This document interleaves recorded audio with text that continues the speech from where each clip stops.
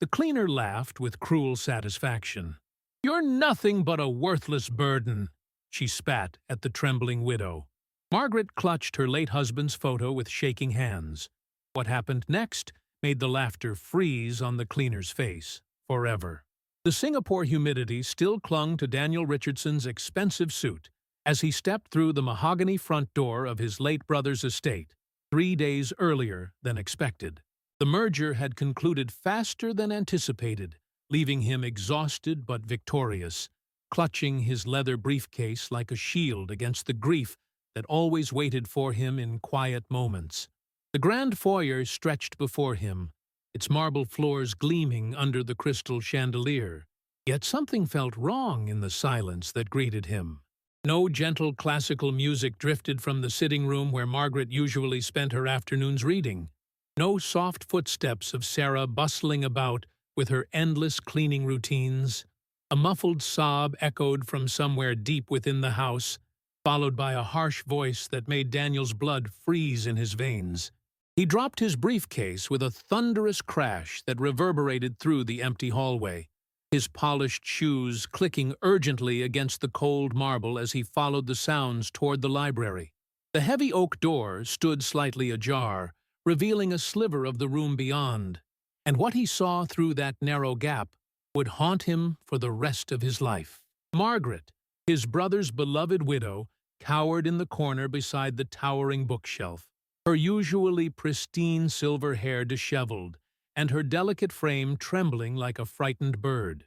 Purple bruises bloomed across her pale forearms like ugly flowers, and her eyes, once bright with intelligence and warmth, now held the hollow look of someone who had forgotten what safety felt like. Standing over her with predatory satisfaction was Sarah Mitchell, the housekeeper Daniel had personally hired 6 months ago, based on glowing recommendations from the most exclusive domestic agency in the city. Her usually composed facade had cracked completely, revealing something twisted and cruel beneath the surface as she loomed over Margaret with clenched fists.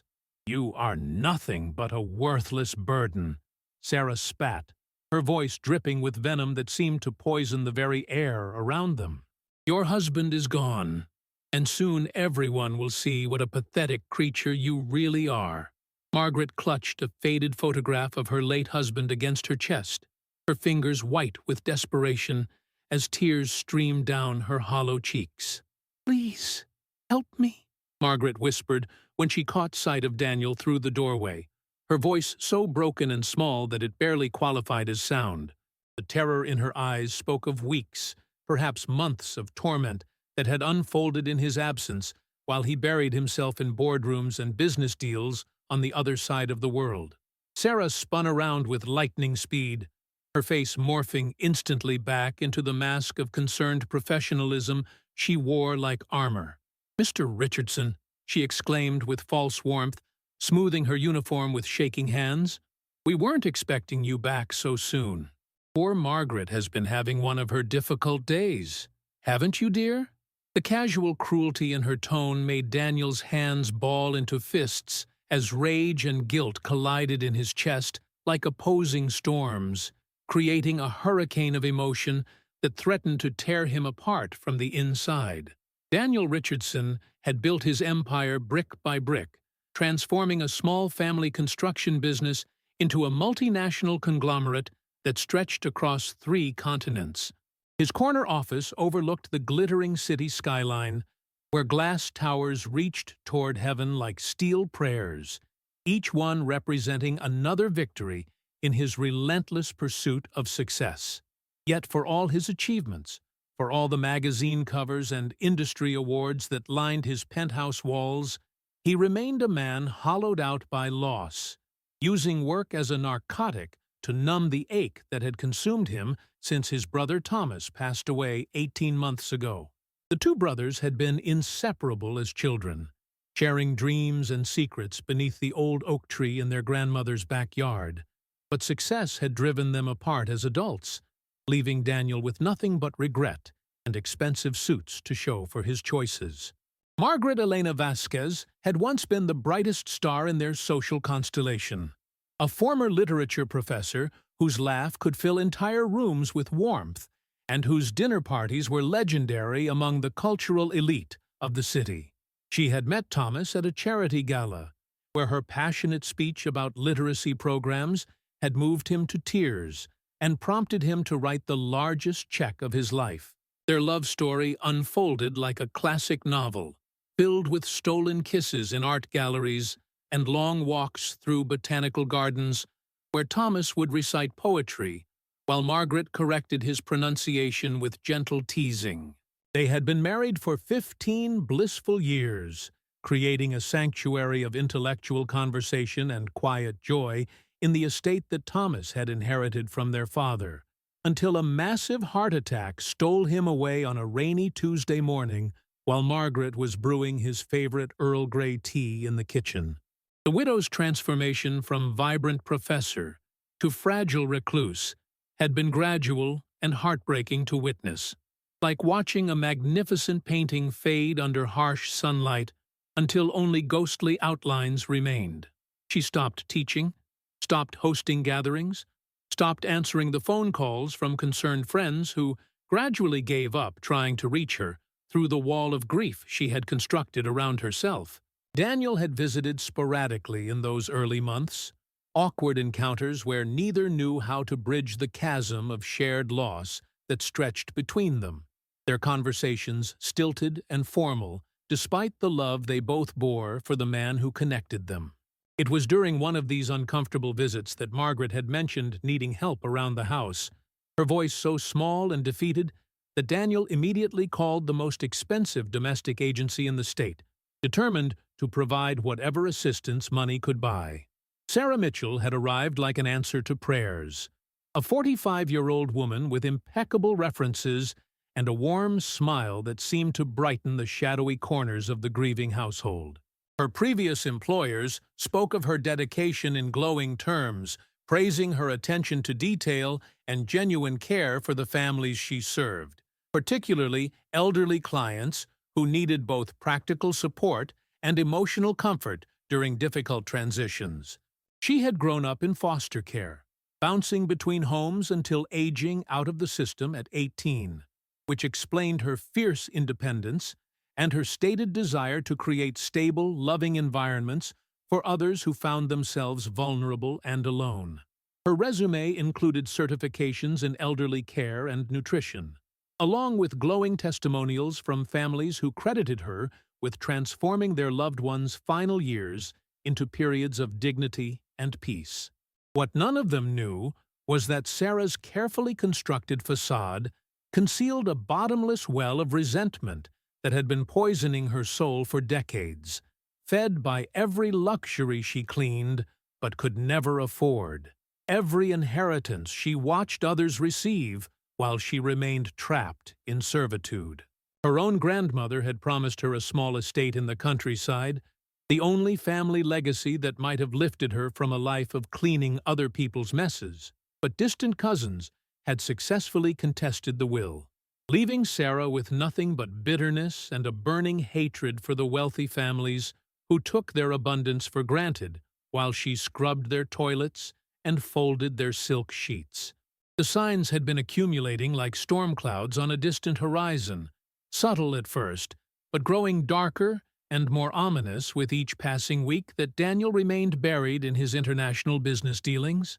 Margaret's voice during their weekly phone calls had grown progressively smaller, her once animated descriptions of daily life reduced to monosyllabic responses that barely qualified as conversation. When he asked about the garden she had loved tending with Thomas, she would mumble something about Sarah handling the outdoor work now, her tone carrying an undertone of defeat that made Daniel's chest tighten with unease. The vibrant woman who had once debated philosophy and literature with passionate intensity now seemed to drift through their conversations like a ghost haunting her own life. During his infrequent visits home, Daniel noticed changes that his grief-clouded mind had initially dismissed as natural consequences of Margaret's mourning process. She had lost considerable weight, her clothes hanging loosely on her diminishing frame like fabric draped over a scarecrow, and her once immaculate appearance had deteriorated into something approaching neglect. Dark circles ringed her eyes like bruises, and she jumped at sudden sounds with the nervous energy of someone perpetually on edge, her hands trembling slightly when she reached for her teacup during their stilted afternoon conversations. Most troubling was how she seemed to shrink in Sarah's presence, her shoulders curving inward defensively whenever the housekeeper entered the room with her bright smile and cheerful commentary about Margaret's supposed wellness. Sarah had masterfully crafted a narrative of concerned caregiver dealing with a difficult patient, painting Margaret's increasing withdrawal as symptoms of severe depression that required firm management and careful monitoring. She would speak about Margaret in the third person even when the widow sat right there in the room, describing her eating habits and sleep patterns with clinical detachment that made Daniel's skin crawl, though he couldn't articulate why these conversations felt so wrong. "Oh, she's been having trouble with her appetite again," Sarah would report with theatrical concern, shaking her head sadly while Margaret stared at her hands folded in her lap. "And she's been wandering the house at night, poor dear, so I've had to secure some of the doors for her own safety." The physical evidence of abuse had been skillfully concealed beneath long sleeves and carefully applied makeup, bruises hidden under powder and concealer that Sarah helped apply each morning under the guise of maintaining Margaret's appearance and dignity. When Daniel noticed a purple mark on Margaret's wrist during one visit, Sarah quickly explained it away as a result of Margaret's clumsiness and confusion, describing how the grieving widow had been bumping into furniture and falling downstairs with increasing frequency. The story sounded plausible enough to someone desperate to believe that his brother's beloved wife was simply struggling with natural grief, rather than facing something far more sinister within the walls of her own home. The isolation had been perhaps the cruelest aspect of Sarah's systematic campaign, gradually cutting Margaret off from her former colleagues and friends through a series of orchestrated incidents and manufactured emergencies. Phone calls went unanswered when Sarah claimed Margaret was sleeping, and visitors were turned away at the door with apologetic explanations about Margaret's need for rest and quiet during her recovery period. The book club that had been Margaret's lifeline to the outside world suddenly found themselves uninvited to gatherings that Sarah insisted were too overwhelming for someone in Margaret's fragile mental state. Even the priest from their parish was told that Margaret preferred to pray privately now, leaving her completely dependent on Sarah for human contact and validation in a world that grew smaller and more suffocating with each passing day. The discovery came 3 days after the shocking confrontation in the library, when Daniel found himself unable to sleep in the guest room that still smelled faintly of his brother's cologne. Grief had always been a nocturnal hunter, stalking him through the quiet hours when business calls couldn't distract him from the gaping hole Thomas's departure had torn in his world. He wandered through the house like a restless spirit, his bare feet silent against the hardwood floors as he traced the familiar paths of childhood memories, seeking comfort in spaces that had once echoed with laughter and brotherly arguments about everything from baseball statistics to philosophy. Thomas's study remained exactly as he had left it. Margaret, having been unable to bring herself to disturb the sacred space where her husband had spent countless hours reading legal briefs and classical literature with equal passion. The mahogany desk still held his favorite fountain pen, positioned beside a half-finished crossword puzzle, as if he might return at any moment to complete the puzzle and continue his evening routine of reading before bed. Daniel ran his fingers along the leather-bound volumes that lined the walls, remembering how Thomas had always been the intellectual one, the brother who chose books over boardrooms and found joy in teaching constitutional law to eager students rather than conquering corporate empires. It was while searching through Thomas's personal papers for insurance documents that Daniel's fingers brushed against something unexpected, hidden beneath the felt lining of the desk's bottom drawer. The envelope bore his name in Thomas's distinctive handwriting, the careful script slightly shaky as if written during illness or under emotional stress. Inside, he found 3 pages of his brother's thoughts. A letter that began with the words that would change everything Daniel thought he knew about the months leading up to Thomas's passing. "My dear brother," the letter began, "if you are reading this, then I am gone, and Margaret needs your protection more than ever." The contents of the letter painted a picture that made Daniel's hands shake with rage and disbelief as he absorbed each carefully documented concern Thomas had harbored about Sarah's true nature. His brother had been a lawyer, trained to observe details and document evidence, and his final weeks had been spent quietly investigating irregularities he had noticed in their household finances and Margaret's increasingly fragile emotional state. Money had been disappearing from their accounts in small amounts, always with reasonable explanations that Sarah provided with her characteristic efficiency and concern for the family's well-being. Expensive items had vanished from the house, replaced with cheaper replicas that Sarah claimed were necessary for safety reasons, protecting the valuable pieces from Margaret's supposed clumsiness during her grief-induced confusion. Most damning were Thomas's observations about Sarah's behavior when she thought herself unobserved, moments when her mask of caring devotion slipped to reveal something cold and calculating beneath the surface. He had witnessed her speaking harshly to Margaret in the kitchen, her voice dropping to a whisper filled with threats about what would happen if certain conversations ever reached Daniel's ears. The lawyer in Thomas had recognized the classic patterns of psychological manipulation and financial exploitation that he had seen in elder abuse cases throughout his career, but his own declining health had prevented him from taking immediate action to protect his beloved wife from the predator they had unknowingly welcomed into their home. The letter concluded with specific instructions for Daniel to watch for signs of continued abuse, along with a list of trusted contacts who could help investigate Sarah's background more thoroughly than the superficial reference checks that had originally cleared her for employment. Thomas had suspected that Sarah's glowing recommendations were fabricated, possibly purchased from agencies that specialized in creating false identities for domestic workers with hidden agendas, but he had passed away before he could prove his suspicions. Now, as Daniel sat in his brother's chair, reading words that felt like a final plea from beyond the grave, he understood that Margaret's torment had begun long before his most recent discovery, and that his brother had spent his final days knowing his wife would be left vulnerable to a woman whose caring facade concealed the heart of a predator.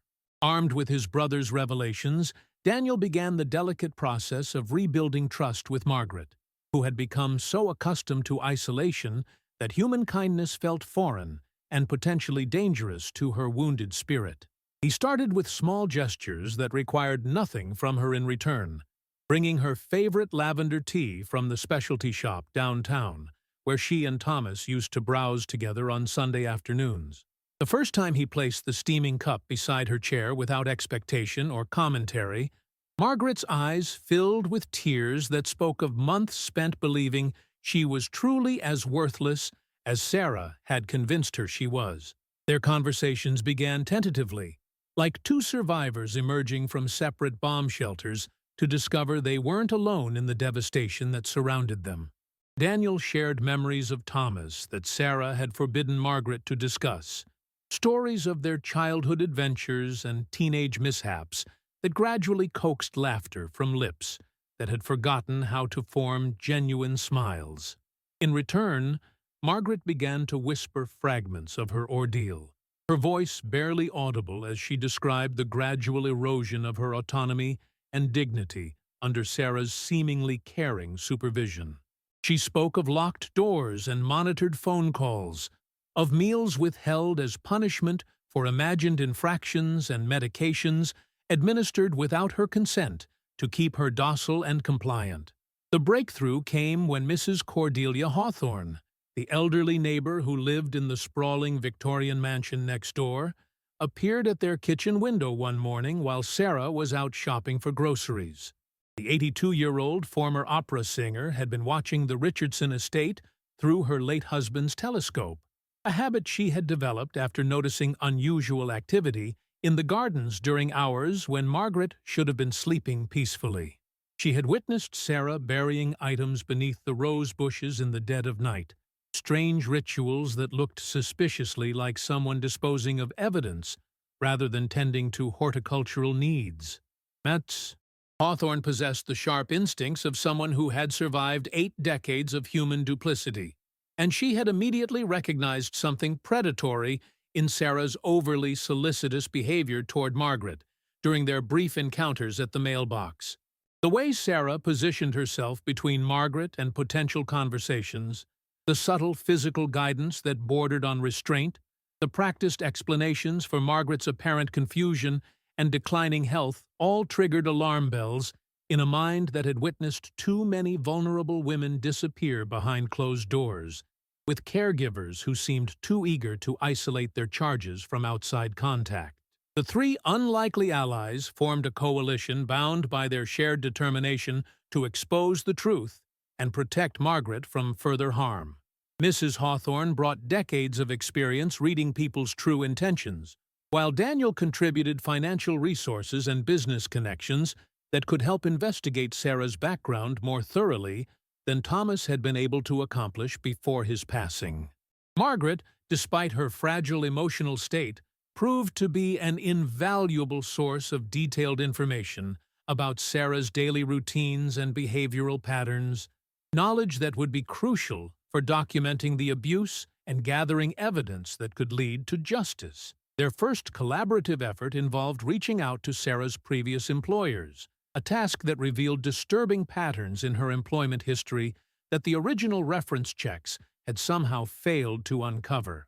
Several elderly clients had experienced unexplained financial irregularities during Sarah's tenure, and at least 2 families had noticed valuable heirlooms disappearing shortly before she moved on to new positions. The agencies that had recommended her so enthusiastically seemed to have no record of conducting thorough background investigations, raising questions about whether Sarah had paid for false credentials or whether she had simply exploited systemic failures in the domestic worker screening process. As the evidence mounted, Daniel realized they were dealing with someone far more dangerous and calculating than a simple opportunistic thief. Someone who had turned the exploitation of grieving families into a calculated profession that required immediate intervention before Margaret became another casualty in Sarah's predatory career. The installation of the hidden cameras required the precision of a military operation, with Daniel enlisting the help of his most trusted security consultant, while Sarah attended her weekly appointment at the salon, where she maintained the polished appearance that helped her blend seamlessly into wealthy households. Margaret's hands trembled as she pointed out the strategic locations where Sarah's cruelest behaviors typically unfolded, her voice barely steady as she relived memories of violence that had occurred in the very spots where they now positioned tiny recording devices designed to capture truth that had been hidden for too long. The dining room received the most sophisticated equipment, a nearly invisible camera disguised as a decorative button on the antique china cabinet that would record Sarah's lunch preparations, where she had frequently added unauthorized medications to Margaret's food under the guise of vitamin supplements that would help with her supposed depression and anxiety. The kitchen harbored another device hidden within the vintage spice rack, positioned to document the food restrictions and withholding tactics that Sarah used to maintain control over Margaret's physical strength and mental clarity. Most importantly, the library where Daniel had first witnessed Sarah's mask slip would now record every interaction, every threat, every moment of psychological torture that had been invisible to the outside world. Margaret surprised them all with her growing strength and determination as the surveillance net tightened around Sarah's activities, her professor instincts reasserting themselves as she began documenting patterns and schedules with academic precision. She created detailed logs of Sarah's behavioral changes throughout each day, noting how the housekeeper's demeanor shifted from saccharine sweetness during daylight hours to cold calculation after sunset when she believed herself unobserved. These observations proved invaluable in scheduling the camera installations and predicting when Sarah would be most likely to reveal her true nature to the recording devices. The first week of surveillance yielded evidence that exceeded even Daniel's worst expectations, footage that would haunt him for years as he watched his brother's beloved wife endure systematic degradation designed to break her spirit completely. Sarah's psychological techniques were sophisticated and deliberate, alternating between false kindness that created dependency and sudden cruelty that reinforced Margaret's sense of helplessness and isolation. The cameras captured her rifling through Thomas's personal belongings when she thought Margaret was sleeping, pocketing items of sentimental value that could never be replaced and selling them through online auction sites using aliases that kept her identity hidden from potential buyers. Most disturbing were the nighttime recordings that revealed Sarah's complete transformation into something monstrous when darkness fell across the estate and she believed herself free from scrutiny. She would stand over Margaret's bed, whispering threats about what would happen if the widow ever found the courage to speak about their private conversations, describing in vivid detail how easy it would be to make Margaret's passing look like a natural consequence of grief and declining health. The psychological torture extended to hiding Margaret's medications and replacing them with placebos, creating genuine health crises that Sarah would then heroically resolve by calling doctors who praised her attentiveness and dedication to her employer's well-being.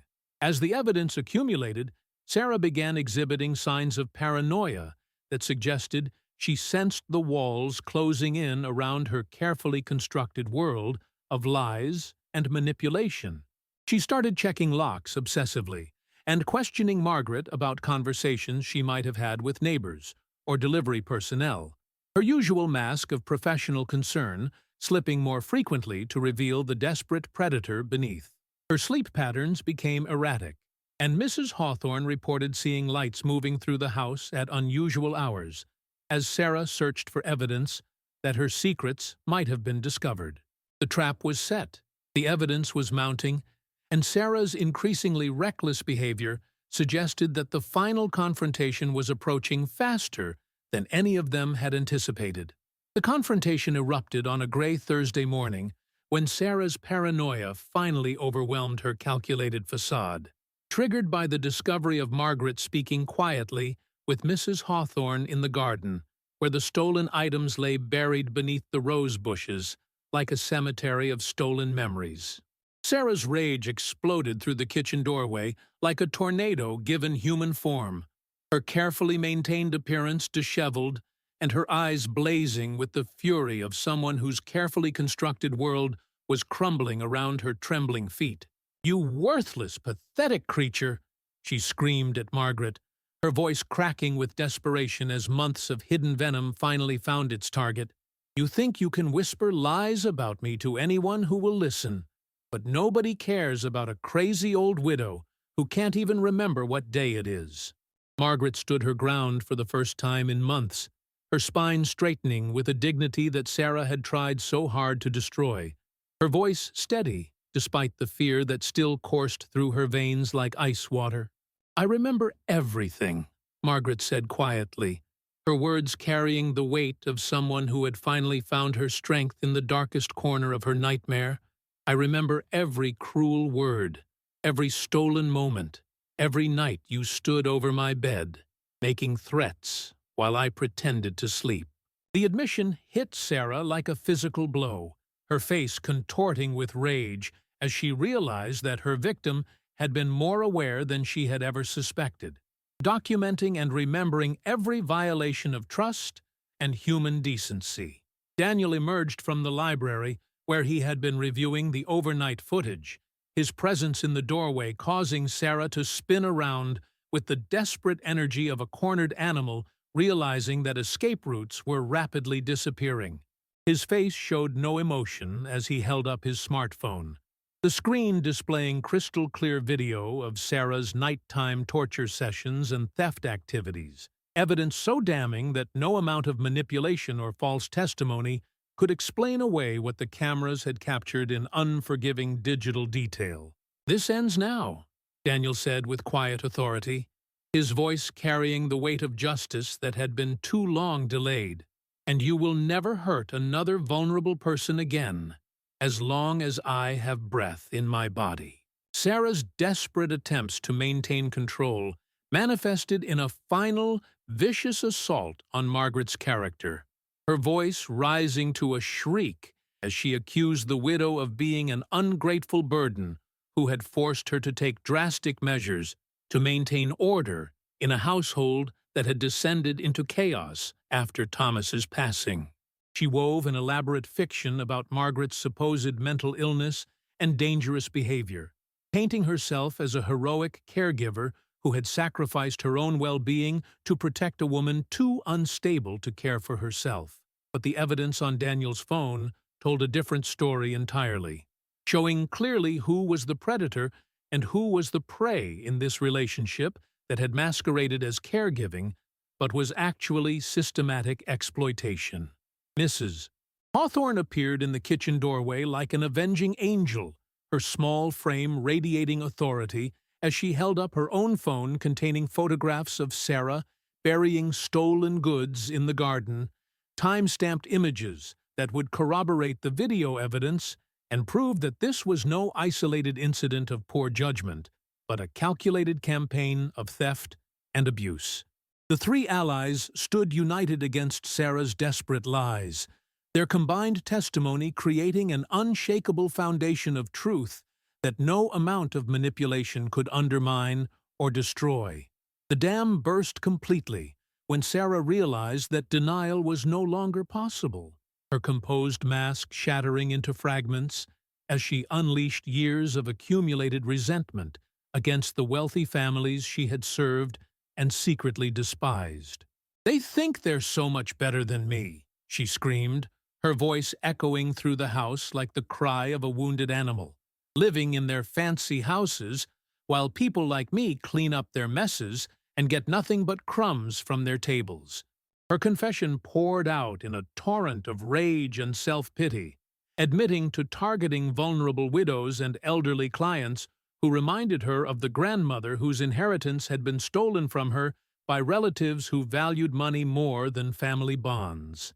The truth hung in the air like smoke from a fire that had finally burned itself out, leaving only ashes and the promise of justice for all the victims who had suffered in silence. The wheels of justice turned with surprising swiftness once the evidence reached the proper authorities, a testament to the thorough documentation that Daniel's team had assembled during their surveillance operation.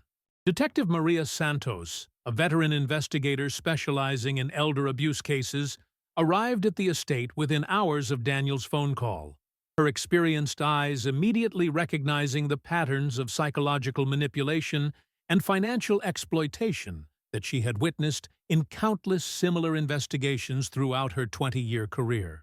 The video evidence spoke louder than any testimony could have managed, showing Sarah's transformation from caring professional to predatory abuser with a clarity that made denial impossible and prosecution inevitable. Margaret found her voice growing stronger with each official interview, her professor instincts reasserting themselves as she provided detailed testimony about the systematic campaign of isolation and intimidation that had nearly destroyed her sense of self-worth and human dignity. The legal proceedings offered her something she hadn't experienced in months, the validation that her experiences were real and her suffering mattered to people who had the power to ensure that justice would be served.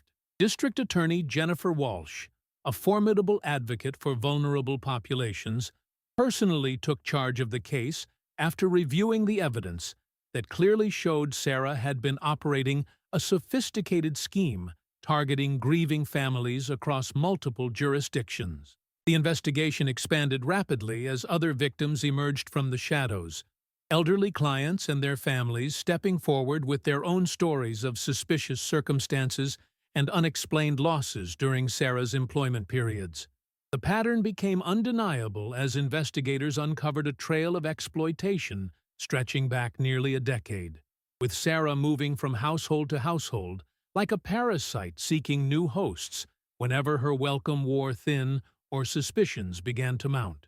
Each family had noticed irregularities, but had dismissed them as coincidence or grief-induced confusion, never imagining that their trusted caregiver was systematically stealing both their treasures and their peace of mind.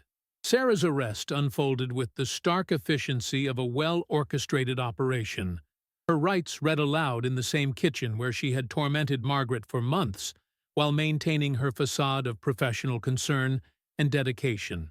The woman who had wielded psychological weapons with such calculated precision found herself powerless against the machinery of justice that ground forward with inevitable momentum, supported by evidence too overwhelming to challenge or explain away.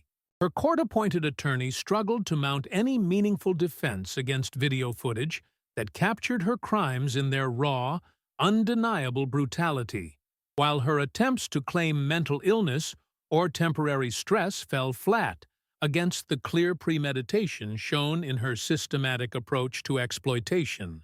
The sentencing hearing provided Margaret with an opportunity to confront her tormentor one final time, but now the power dynamic had shifted completely in favor of truth and justice over manipulation and fear. Standing at the podium in the courthouse, Margaret's voice carried across the packed courtroom with the strength of someone who had reclaimed her dignity and self-worth after months of systematic degradation.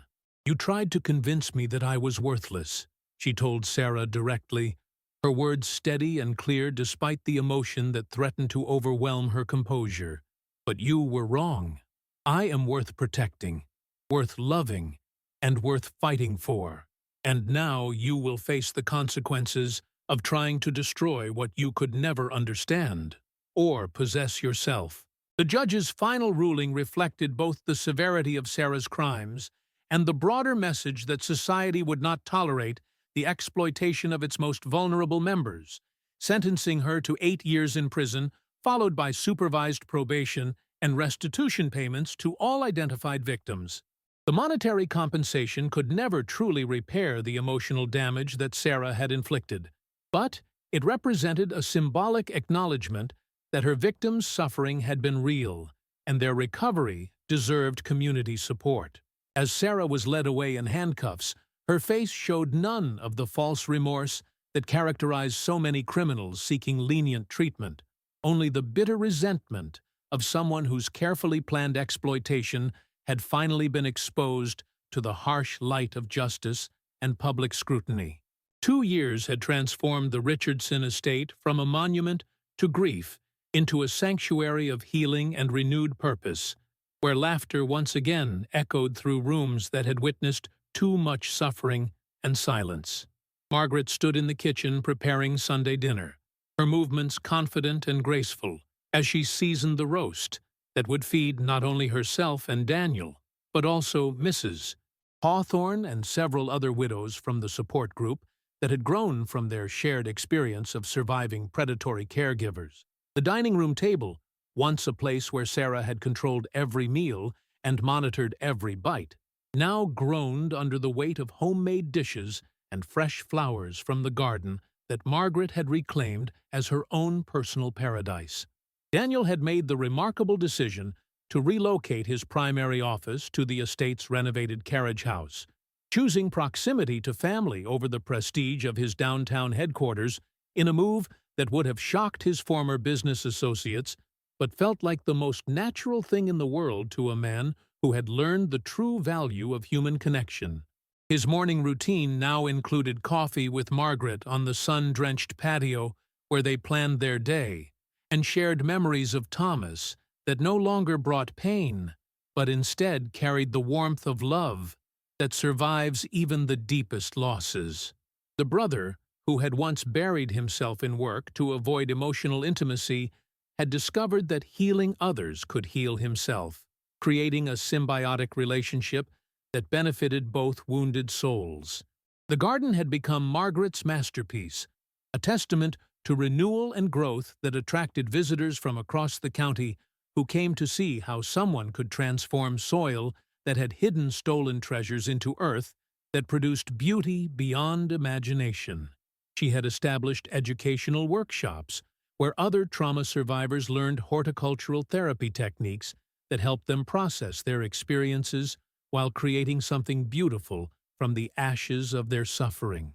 The rose bushes that had once concealed evidence of Sarah's crimes now bloomed with unprecedented vigor, as if the exposure of truth had freed them to reach their full potential in the healing sunlight.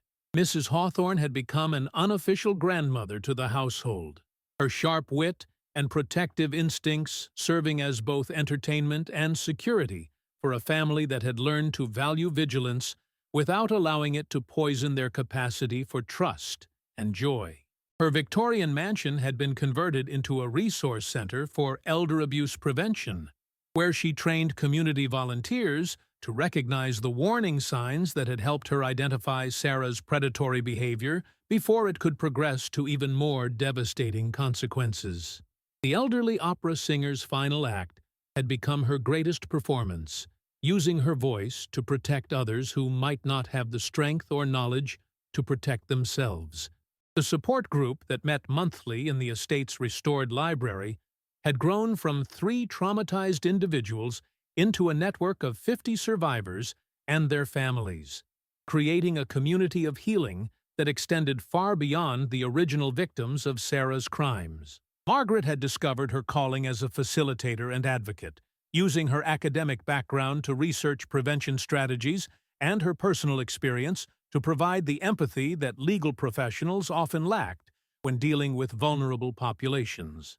The transformation from isolated victim to empowered leader had been gradual but profound, rebuilding not only her self-worth, but her sense of purpose in a world that desperately needed her unique combination of intellect and compassion. Daniel found himself grateful for the chaos and noise that now filled his formerly pristine and lonely existence, trading the sterile perfection of his bachelor lifestyle for the messy beauty of a home where people felt safe enough to be vulnerable and strong enough to support each other through whatever challenges life might bring. The businessman who had once measured success in profit margins and market share now evaluated his days by the number of genuine smiles he witnessed and the quality of conversations that reminded him why human connections mattered more than any corporate achievement. The estate that had nearly become a crime scene had instead evolved into a beacon of hope, proving that evil could be defeated and families could be rebuilt stronger than before when truth, courage, and unconditional love joined forces against the darkness that threatened to consume the vulnerable and innocent. The morning sun painted golden streaks across the estate's flourishing garden as Margaret and Daniel worked side by side, their hands deep in the rich earth that had once concealed secrets, but now nurtured life in all its magnificent forms. The symbolism was not lost on either of them as they planted new varieties of roses alongside the existing bushes that had witnessed both the darkest chapter of their story and its triumphant resolution, creating a living testament to the power of truth to transform even the most poisoned soil into something capable of sustaining beauty and growth. Their shared labor represented more than simple gardening. It was a ritual of renewal that connected them to the cycles of life that continue regardless of human cruelty or kindness, offering hope that spring always follows winter for those brave enough to plant seeds in frozen ground. The transformation of their lives served as proof that evil, no matter how carefully disguised or skillfully executed, carries within itself the seeds of its own destruction when confronted by individuals willing to stand up for truth and justice, despite personal cost or risk. Sarah's sophisticated campaign of manipulation had ultimately failed not because of any single heroic gesture, but because of the accumulated power of ordinary people choosing courage over comfort, truth over convenience, and love over indifference when faced with clear evidence of wrongdoing. The lesson resonated far beyond their personal experience, offering a blueprint for communities seeking to protect their most vulnerable members from predators who exploit trust and compassion for personal gain. Margaret's journey from broken victim to empowered advocate illustrated the profound truth that healing begins when survivors find their voice and discover that their experiences, however painful, can serve as powerful tools for protecting others who face similar threats. Her monthly meetings with support group members created ripples of awareness that spread throughout their community and beyond, educating families about warning signs and prevention strategies that could spare future victims from enduring the psychological torture that had nearly destroyed her sense of self-worth and human dignity. The professor who had once lost her voice to fear and trauma had found it again through service to others, proving that purpose often emerges from pain when channeled toward constructive action. Daniel's evolution from emotionally distant businessman to engaged family protector demonstrated that success without meaningful relationships remains hollow and ultimately unsatisfying, while genuine connection requires vulnerability and presence that many people avoid due to fear of loss or rejection.